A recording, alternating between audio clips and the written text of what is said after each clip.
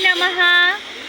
अहं कुत्र आगच्छामि, किमस्ति अत्र, अहं सर्वं दर्शयामि। अहं सोमा कथयामि। मम पृष्ठतः किमस्ति, तत् किं, तत् मन्दिरं। मन्दिरस्य नाम जगन्नाथमन्दिरम्। अहं जगन्नाथमन्दिरं प्रति आगच्छामि। मम पृष्ठतः उद्यानानि सन्ति। उद्याने बहूनि पुष्पाणि सन्ति। सर्वे पश्यन्तु, बहु सुन्दराणि मनोरमाणि दृश्यानि सन्ति। मन्दिरस्य उपरि किमस्ति, मन्दिरस्य उपरि पताकाः सन्ति।